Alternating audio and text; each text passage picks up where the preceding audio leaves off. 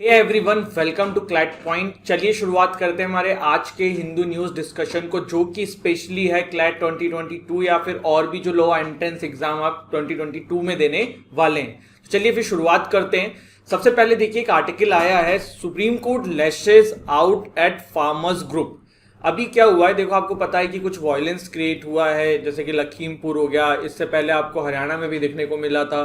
तो जिसके चलते हुए सुप्रीम कोर्ट ने जो है फार्मर्स ग्रुप को फटकार लगाई है कि अब जब ये सब हो रहा है तब कोई भी जिम्मेदारी लेने के लिए सामने नहीं आ रहा है। तो ये बेसिकली एक न्यूज़ थी, बट हमें यहाँ से जो एक इम्पॉर्टेंट एस्पेक्ट समझना है वो समझना है फार्म लॉस के बारे में। आई थिंक आप लोगों को फार्म लॉस पता होगा क्योंकि काफ़ी समय से हो चुका है, बट एक बार इसको रिवाइज करा देता हूं मैं आप लोगों को, और जिनको नहीं पता है उनके लिए स्टार्टिंग से ये चीज समझ में आ जाएगी। तो देखो, सबसे पहले ना ये फार्म लॉज का कंट्रोवर्सी है क्या, हम यही समझते हैं। देखो, 3 फार्म लॉज जो हैं वो लाए गए थे सेंट्रल गवर्नमेंट के द्वारा। सबसे पहला जो था वो था farming produce trade and commerce ordinance 2022। दूसरा था farmers empowerment and protection agreement on price assurance and farm service ordinance 2022। और तीसरा था amendment to essential commodities act. अब ये तीनों फार्म लॉज में काफी सारी कंट्रोवर्सी हुई, तो चलिए फिर एक एक करके इनको देखते हैं। सबसे पहले अपन स्टार्ट करते हैं farmers agreement on price assurance and farm service ordinance 2022। देखो, ये जो बेसिकली सेकंड वाला ऑर्डिनेंस था ना, ये कॉन्ट्रैक्ट फार्मिंग को प्रमोट करता है। किसको? Contract farming. अब आप में से काफी सारे लोग नहीं समझ पा रहे होंगे कि कॉन्ट्रैक्ट फार्मिंग क्या है। देखो, आप लोग मैकडोनल्ड्स जाते हो, मैकडोनल्ड्स में जो फ्रेंच फ्राइज आप खाते हो उसमें जो पोटैटो यूज होते हैं, जो आलू यूज होते हैं, वो एक स्पेसिफिक टाइप के आलू होते हैं, वही उससे फ्रेंच फ्राइज बनाई जाती है। ऐसा नहीं कि जो नॉर्मल आलू है उससे उस तरीके की फ्रेंच फ्राइज मैकडोनल्ड्स वाले बना देते हैं। तो मैकडोनल्ड्स क्या करता है, वो किसी किसान के पास जाता है और कहता है कि भैया तुम्हारे पास जो 100 बीघा जमीन है, इसमें तुम जो है हमारे लिए ये पर्टिकुलर टाइप का आलू उगाओ, और जब आप इसको उत्पादन कर दोगे तो आप हमें सेल कर देना, हम आपको पैसा दे देंगे। तो ये क्या है? कॉन्ट्रैक्ट फार्मिंग है। इसमें किसानों को पहले से ही पता है कि हमारी फसल बिक जाएगी। तो सेंट्रल गवर्नमेंट ने किसानों के एडवांटेज के लिए कॉन्ट्रैक्ट फार्मिंग को प्रमोट करने के लिए ये सेकंड वाला ऑर्डिनेंस लाया और उसको रेगुलेट किया, क्योंकि पहले भी कॉन्ट्रैक्ट फार्मिंग इंडिया में हो रही थी, बट उसको रेगुलेट करने के लिए कोई लॉज नहीं थे। इसके बाद तीसरा जो अमेंडमेंट था जो आपका फार्म लॉस के अंदर आया था, वो था amendment to essential commodities act. अब इसेंशियल कमोडिटीज एक्ट क्या है, पहले तो ये जानना होगा। तो गाइस देखो, इसेंशियल कमोडिटीज एक्ट ना जो आपका है, ये 1955 if I am not wrong 1955 का ही है।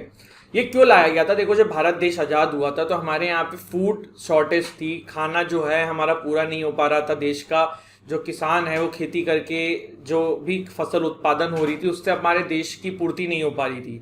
तो हम काफ़ी सारा अनाज जो है वो इम्पोर्ट करते थे यूएस से या फिर और भी फॉरेन कंट्री से। तो उसके चलते हुए सरकार ने ये एक्ट लाया था 1955 में, जिसके अंदर ये लिखा हुआ था कि कोई भी भैया बंदा जो है वो एक पर्टिकुलर लिमिट से ज़्यादा फूड स्टोरेज नहीं कर सकता। कारण क्या था? क्योंकि भाई कुछ लोग भूखे मर रहे हैं पता पड़े, कुछ लोग फूड स्टोरेज कर रहे हैं, फिर उस पर 2 नंबर से पैसा कमा रहे हैं। तो सरकार इसलिए उस समय इसको लेके आया था। बट आज भारत जब सेल्फ सफिशिएंट है, भारत को ऐसे इंपोर्ट करने की जरूरत नहीं है, तो सरकार को ये नीड नजर आई कि अब इस एक्ट को अमेंड कर दिया जाए और लोगों को अलाउ किया जाए कि भाई वो स्टोर करें। अब स्टोर करने का फायदा क्या होगा? देखो, इस सेक्टर में काफी सारे नए स्टार्टअप आ सकते हैं, फूड स्टोरेज, कोल्ड स्टोरेज। तो ये सारी चीजें हों, इसके चलते हुए सरकार ने amendment to the essential commodities act करने की सोची इन फार्म लॉज। अब आप कहोगे कि सर ये दोनों तो ठीक ठाक ही लग रहे हैं, प्रॉब्लम कहां से आ गई? प्रॉब्लम देखो ना, एक्चुअली इस फर्स्ट वाले में है सबसे ज्यादा। किसानों को जो प्रॉब्लम्स है सबसे ज्यादा वो फर्स्ट वाले में है, जिसका नाम है farming produce trade and commerce ordinance 2022। क्या है ये? देखो, बहुत बेसिक टर्मिनोलॉजी से मैं आपको उसको समझाता हूं, समझने की कोशिश करिएगा।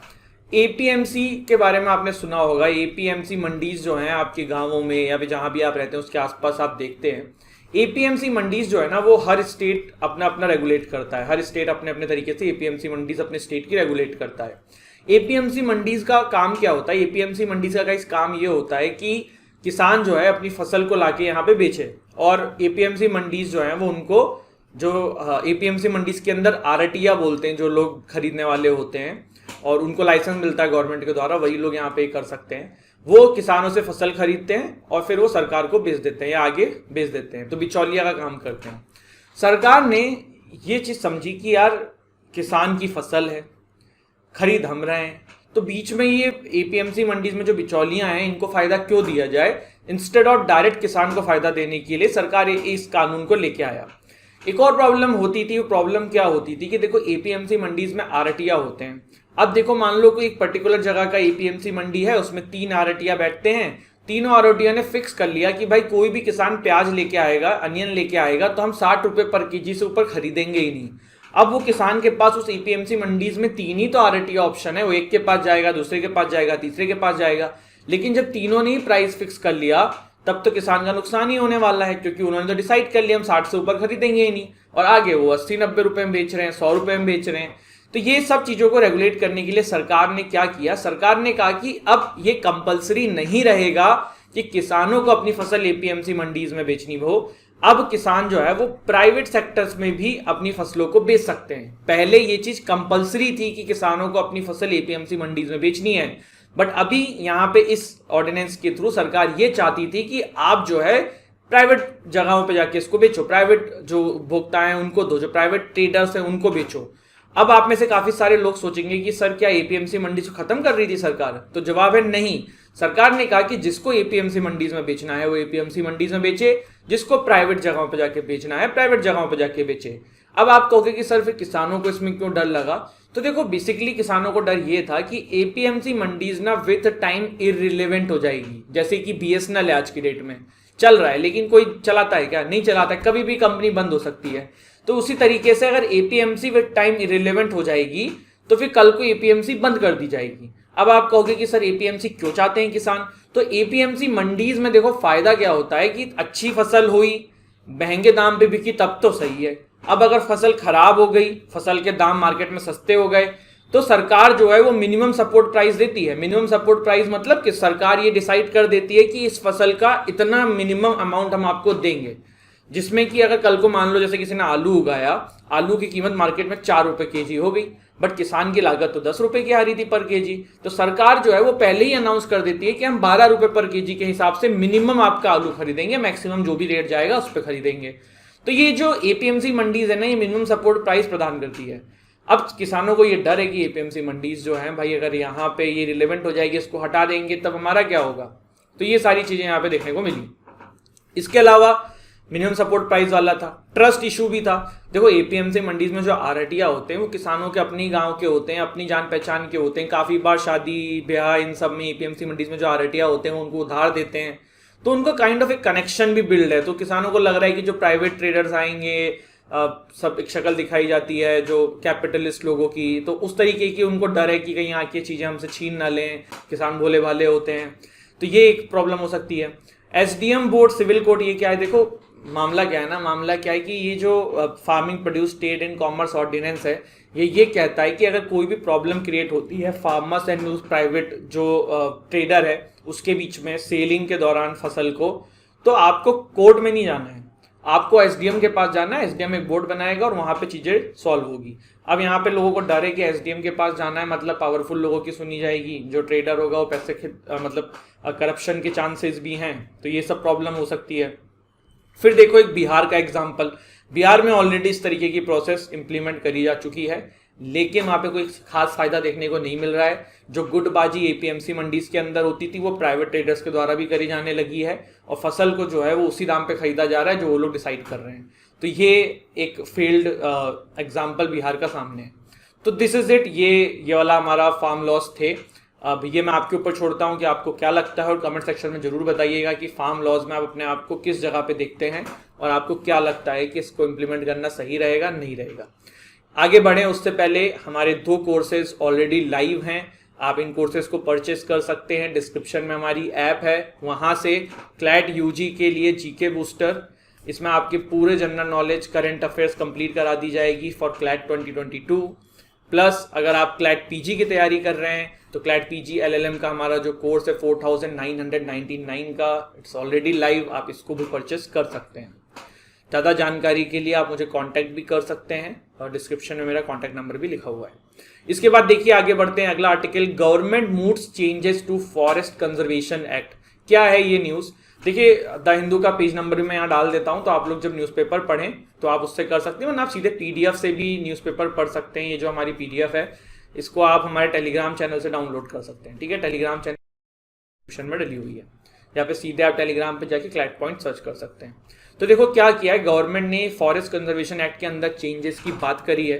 अब क्या है मामला, देखो मामला ये है, सरकार ने ये कहा है कि फॉरेस्ट कंजर्वेशन एक्ट जो है उसमें अभी जो क्राइटेरिया है उसको हटा के 1980 अक्टूबर से पहले अगर किसी भी गवर्नमेंट की एजेंसी ने कोई लैंड एक्वायर किया है रेलवे लाइन के लिए, रोड के लिए, इस तरीके की चीज़ों के लिए, तो उसको अब ना सेंट्रल गवर्नमेंट से कंसेंट नहीं लेनी होगी उस प्रोजेक्ट पे काम करने के लिए, या फिर उसको सेंट्रल गवर्नमेंट से पूरा परमिशन का जो प्रोसेस होता है वो फॉलो नहीं करना पड़ेगा।